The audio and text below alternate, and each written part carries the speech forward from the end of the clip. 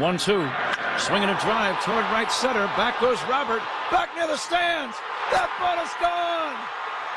A game-winning home run for Chris Morel. Can you believe it? Listen to this crowd. Welcome back to the Brotherly Cubs podcast, a live edition with both brothers in the same room at the same time. We've got some interesting news. John and I are going to a Cubs game in Arlington, Texas. Cubs and Rangers, not opening day, but the second game of the season. So that's the biggest news basically that's happened over the last few weeks for the Cubs because they haven't signed any free agents. John, how are we feeling about this offseason? Pretty crappy.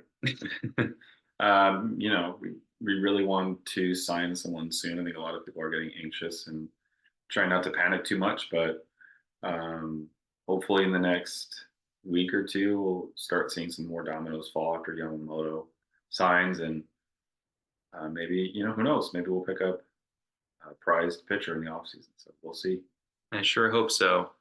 Our discussion today is pretty much we're on the bare bones of not having any news, so we just figured, hey, let's again break down some trade targets, some free agents that have been in the news, talk about the statistics. I really struggle with that word, even though I'm a math whiz.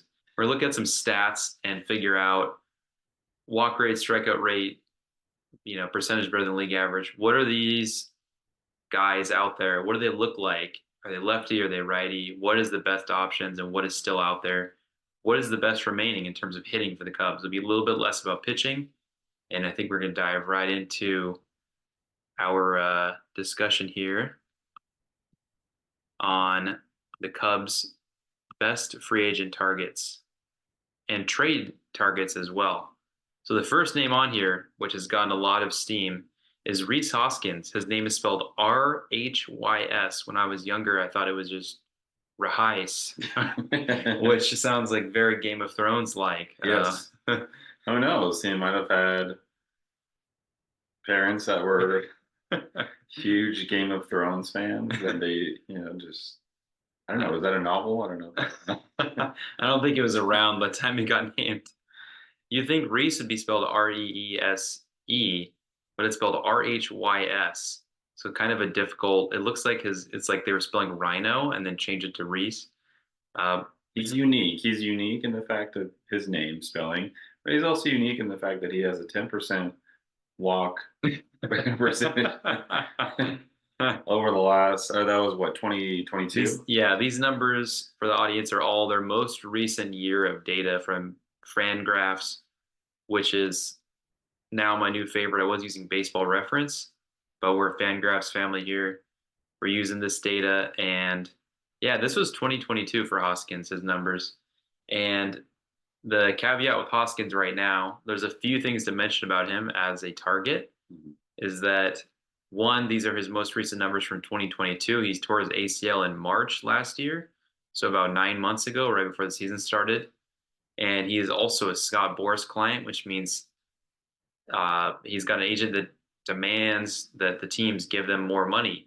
Even if the free agent may be comfortable with the deal at hand, he doesn't let guys get extensions with their team. He lets them go to free agency, and he demands a lot more money from that team. And so it's possible that that might be holding up Rhys Hoskins' deal right now. And it's been rumored out there that he wants a 1 or 2 year deal. Obviously, he wants more than 1 year deal. He may be stuck on that second year, or if he wants a third year. It doesn't seem like there's been a lot of demand right now for Rhys Hoskins. Yeah, so, if you look at his stats there, 30 home runs, 794 OPS, rivaling somewhere close to Jorge Soler. Maybe not quite 30 home runs for Jorge Soler. I'm not sure where he's sitting above 30 home runs. Is he? Okay. His issue is more like strikeout rate. Okay. So either way, you got to like how consistent he's been over the last 4 years or so, 4 or 5 years, 25 homers plus. He's got some pop, which the Cubs need. So hopefully they are able to beat out the Mariners. Evidently, that's their competition for Rhys Hoskins or Rhys Hoskins. Yeah. So hopefully they can come to an agreement soon, but we'll see. Yeah, I mean, I'm targeting like a 2-year, $30 million deal, if not 1 year for 20, just to get the deal over the finish line. We were talking earlier offline about which prospects might be blocked if we get any of these free agents. And one Yeah, I'll guy, add to that. yeah, one guy might be Matt Mervis, who sort of struggled at the big league level last year, but he was essentially the leader in home runs for the minor leagues in 2022. His 2023 numbers below Matt Mervis at first base. Those are pretty solid given that he only had 360 at bats in the minors. And so he did get about close to 100 at bats in the majors. And so that's kind of something you'd like to look into in terms of this guy to be, if he's on the big league team, be making 700K, the big league minimum. And there was a little bit of helium for Mervis as a prospect to grow, and everyone was excited for the next first base, slugger to come back on the team since Rizzo left. So that's something that's enticing to think about for Mervis. Mervis is also a lefty. The Cubs need lefties. So Hoskins would theoretically be playing first base if the Cubs grab him, or he could play DH and Mervis could still get there. But the idea is that the Cubs could potentially, block some of their prospects. That might not be good. I'm only really thinking third base is where you can block a guy like Matt Shaw. Still not a lot of data on him. Good data so far.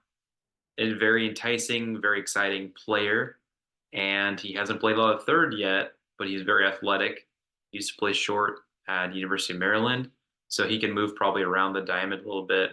Like for him to play third in the future, but still need 2024 to evaluate him and see if he's ready to be brought up to the big leagues. Let's talk a little bit more about potentially the rumored Twins package. They're looking to move either one or both of Max Kepler and Jorge Polanco. Yeah, he has a 21% strikeout rate, 9% walk, which is incredible. Again, over 800 OPS, 24 homers. So he's got the power. He's a lefty, right? If I'm not mistaken. Max Kepler is a lefty, and I'm thinking, I mean, he would block PCA if he was playing center. Mm-hmm. However, I think he plays more of the corner outfield. Obviously, he wouldn't be doing that. Either A, they would try and move him to first, or B, they'd have him DH, which I think that's fine to have a guy with that low of a strikeout rate. If you looked at PCA had a very small sample in the big leagues, but I think he had close to a 30% strikeout rate in the minors. That data is a little bit trickier to find. I can't remember if it's Baseball Savant or if it's somewhere else. Unfortunately, the minor league baseball database doesn't easily give you that data. You have to grab it and do a formula. You have to sit there and figure out. I don't think it's super difficult. You can grab strikeout rates and total strikeouts and divide by plate appearances and get your strikeout rate. But Kepler would be a lot better contact hitter. He's proven he's hit at the major league level. With PCA, obviously, we want to be patient with him. Sam Olber of Locked On Cubs has mentioned that this as well, that he's got tremendous defensive value, and his hitting, I think, will eventually come along. I think with Kepler, at least you know what you're getting, and he, like you said, he could DH. Mm-hmm. So, and he can play a little bit of center. So if PCA is not quite ready, at least he slots in as a center fielder along with maybe Tauchman to lock it in for 2024. I really like the idea of Mike Tauchman getting some opportunities again since he did so well. He batted leadoff, and the Cubs have had trouble finding a leadoff hitter. I think eventually PCA will be a leadoff hitter. He's batted leadoff at every level he's been to. At AAA, he batted seventh for a chunk of time before he got comfortable. And then he batted leadoff again for AAA down the road. He still needs more seasoning there. I think for the Cubs, he was batting in the bottom half. The Cubs have also liked to use speedy, contact-oriented bats like Madrigal on the 9 spot as sort of like a second leadoff guy. I don't necessarily know if PCA would start there, but I'm willing to bet his first normal taste of the big leagues will be the bottom of the lineup. However, you can incorporate a lineup with PCA in center. And the way I've been thinking about this offseason is it's kind of like in basketball, you have a starting 5, Mm-hmm. but it doesn't matter who starts. It matters who's going to get the most minutes and who's going to finish the game, who's going to be there for you down the stretch. Now, just because the Scubs, Maybe the Scrubs, maybe Freudian they are the slip, Cubs right now. the Freudian slip of the Scubs or the Scrubs. Brett Taylor of Bleacher Nation sometimes calls them the Cubes. The Cubes. Very cute. The way I've been thinking about this offseason is that even though PCA isn't this known quantity hitting wise, he has shown a lot of promise hitting and he is a good defender. So what I think about it is down the stretch of the season, I am targeting PCA to be our center fielder and if not leading off, being in the lineup every day, commanding that spot, commanding the respect he has as like a top 20, top 15 prospect. So I view PCA almost already as a left-handed bat in center field, even if he's not opening day ready. And so the Cubs need to build left-handed bats from there still and power. But we're talking Hap in left field as a switch hitter, Talkman or PCA in center. And then if Mervis isn't, Mervis is a possibility if there's depth or there's depth needed, there's injuries. I could see Mervis taking over and getting some opportunities because he's shown that he's dang near ready. I mean, he looked really good at AAA. Yeah. He struggled a lot in the big leagues, and that's another left-handed bat with power. But there are other left-handed bats out there that the Cubs could take a swing on, and even if it's on a shorter-term deal. I think another issue for him is base running, which he can work on. He has Sure, obviously- PCA. Yeah, PCA. Talking about PCA, he has plenty of time. Obviously, he's only got a small sample size at the major league level. Yeah. So that'll come. He's got plenty of speed. So I think, like you said this many times, he can easily stretch a single into a double and get into scoring position. Mm-hmm. So it just depends on how he's able to kind of harness that speed in the right moments and not, get picked off or try to steal a base where it's not really the exact moment for him to steal a base. Yeah. And the biggest thing, too, for PCA is that when he does come up, he's going to be in a position where he has a manager who plays prospects and gets them to perform really well. Terang, I think, finished in the top 3 and the Gold Glove at second, so they gave him a lot of opportunities. Can't remember their center fielder the Brewers had. I think his last name was Taylor. I'm not 100% sure. I know they had a couple of guys that could steal bases. Their prospects are coming up right now, the Brewers. And Craig Counsell has been known to get a lot out of a little, and the way you do that is with playing prospects, develop the farm, and you have a manager who's going to be able to facilitate those prospects' growth, play them, trust in them, get that emotional IQ up there. Not only just telling them great job, but giving them good learning moments in which those players are able to thrive. And what Rossi did last year, unfortunately, was sort of the cards he was given was like, all right, here's, let's say, Nelson Velasquez, here's Alexander Canario, here's PCA.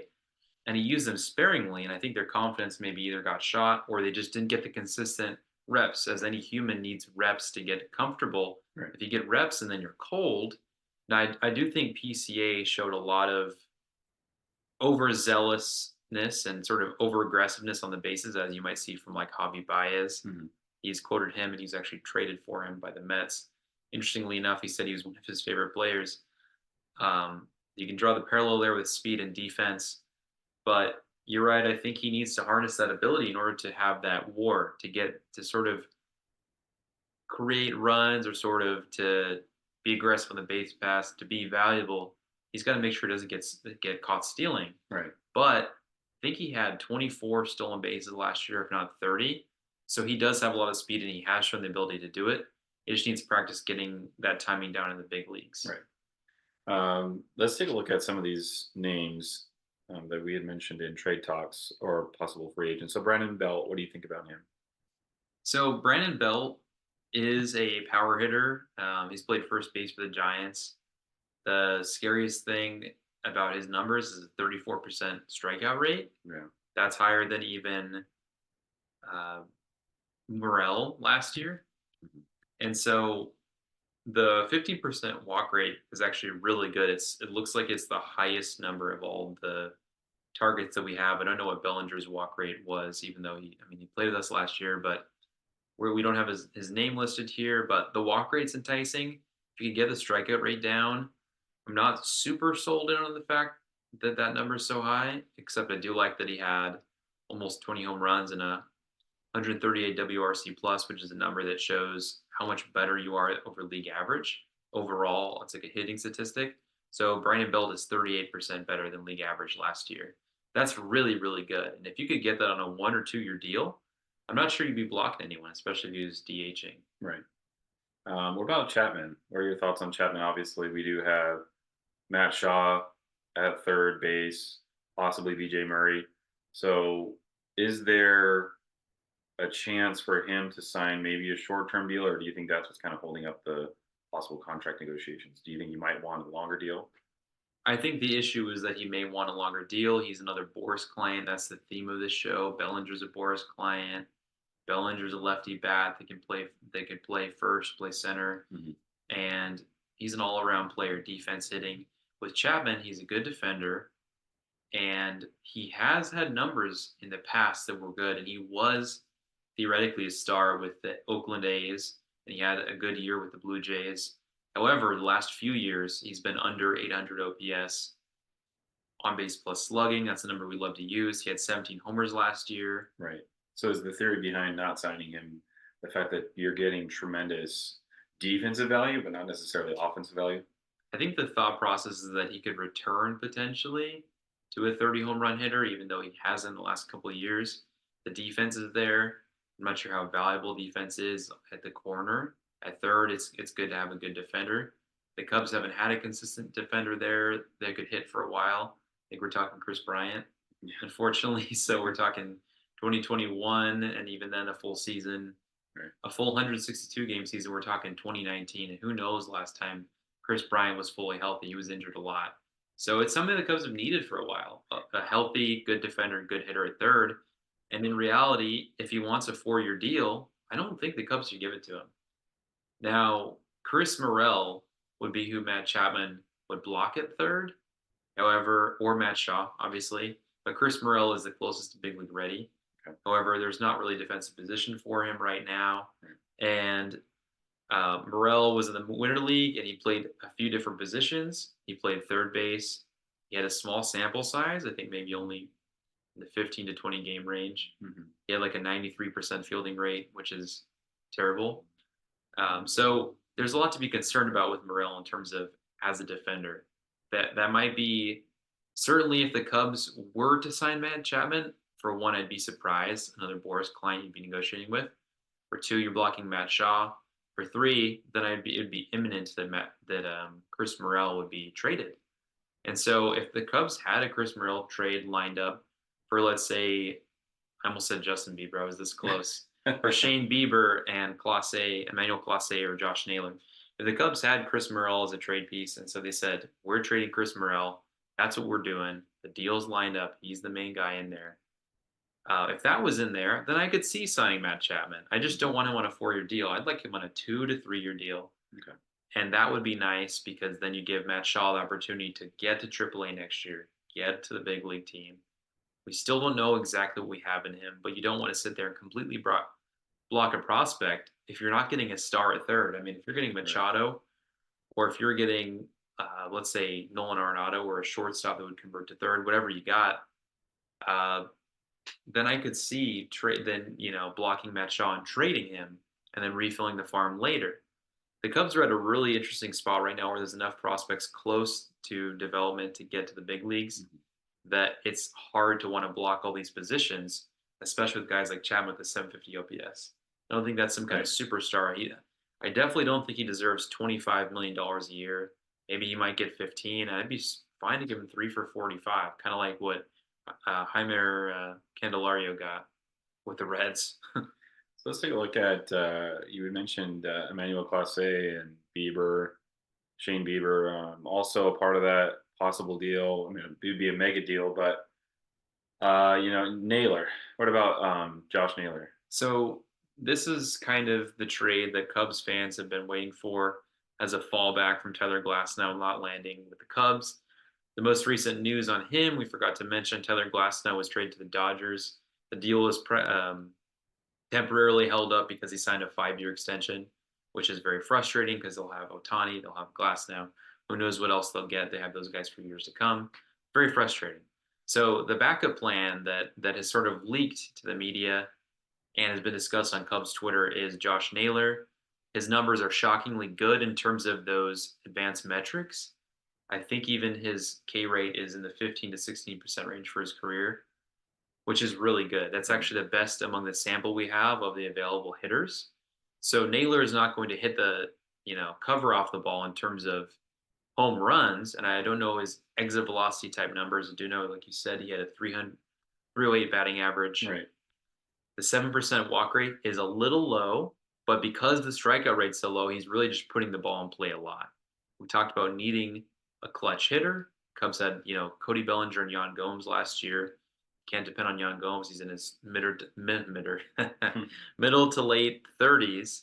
And Josh Naylor is still pretty young.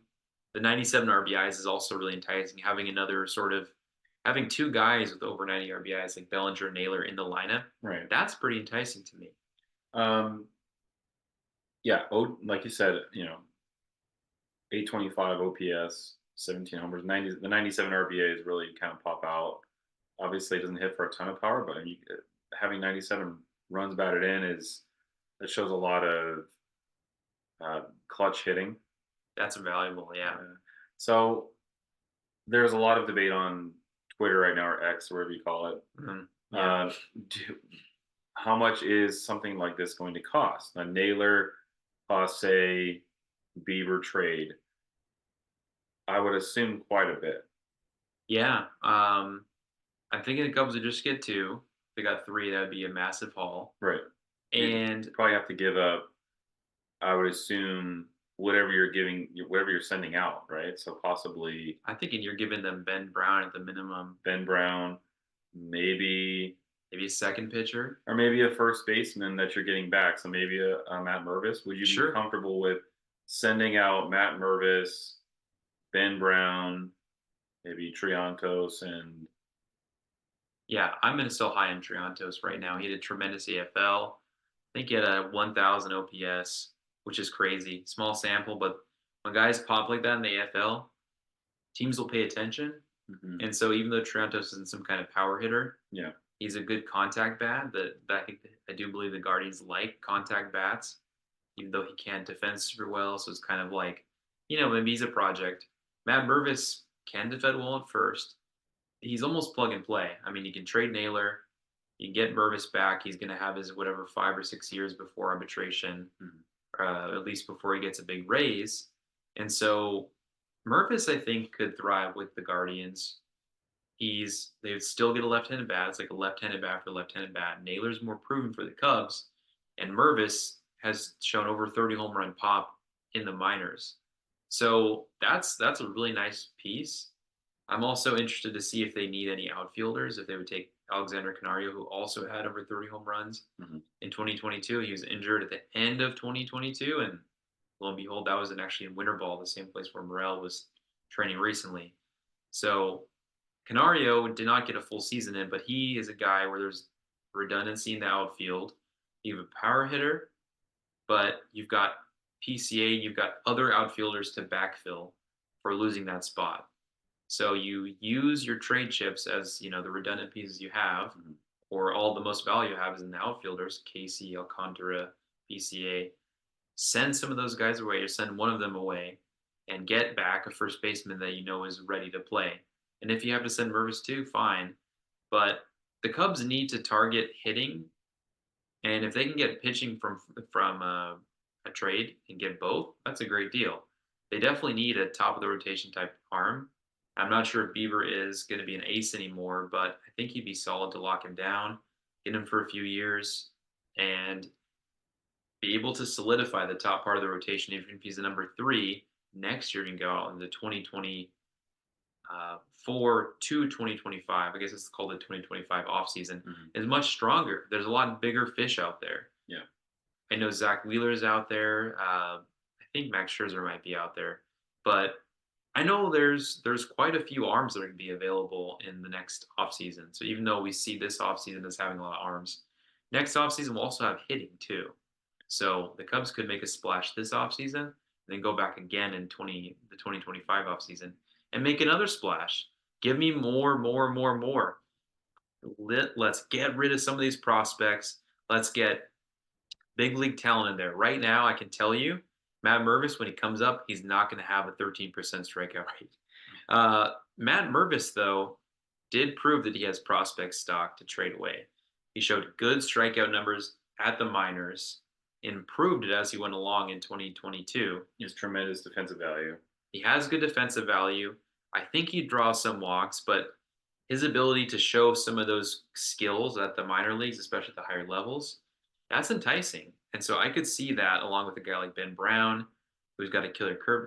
I'm saying this and I'm like, man, I don't want to give up Ben Brown, You don't want to give up any of these prospects because they could turn out to be, especially pitching. yeah, they could turn out to be aces. I mean, the only person I'm probably, or people that I'm not touching is probably Cade Horton and maybe Owen Casey. Hmm. And then after that, honestly, for me, Canario. Canario impressed me in the small sample size that he had last season. So for me, that's me personally, but And then you'd be counting on Alcantara as he could be a trade piece. I think for me, he could be a trade piece. But mhm. that could be You can only keep so many outfielders too. right. I mean, if you've got 5 good outfielders, you might be able to keep 2 or 3 of them. Yeah, because I mean, you're pretty much set at the outfield position. Yeah, I mean the corners are at least for now they're settled. You could still try and hang on to some of these guys as they inch their way along, Yeah, protect them on the 40 man, give them time in AAA, and then when Hap is gone, maybe someone else can take over. I don't know if Hap is necessarily the best outfielder that we have in the organization. If you look at the talent we have, he's solid defensively. I think he just needs to work on offensively. yeah, I mean he Swinging. gets a lot of walks, but he's definitely not going to hit 30 home runs. I think he had one good season where he had 27 to 30 somewhere in there. I know in the 2021, I know Ian Happ popped. I think it was the 2022 season, but it was like we got rid of some pieces. We had traded. We fell off. We were playing low leverage games. The Cubs put together a good second half, and Happ was part of that. But you're not going to sit here and say that's my 3 hitter, that's my leadoff hitter. I mean, it's tough to say what the future is with Ian Happ, but the future looks good in the outfield for sure. On our next podcast, we're going to take a look at the 2025 off season. We're going to take a look at some possible pitching options for the Cubs. One of them is, I believe, Roki Sasaki, and so he was rumored to be posted, but I believe he's not going to be posted this offseason. So he could also be a prized target for the Cubs in the offseason. So I'd love that dude on our team. He throws over 100 102, yeah. and a splitter. Yeah. He'd be a tremendous get. And so maybe the fact that they're not in on Yamamoto, maybe they're looking at someone like Sasaki for next offseason. So again, this could be a 2-year plan as far as competing for a championship, starting to compete for a championship. So True that. with that, this has been the Brotherly Cubs podcast. And we will see you next time. Hopefully, we have some interesting news to share on our next pod. Thanks, everybody. Merry Christmas.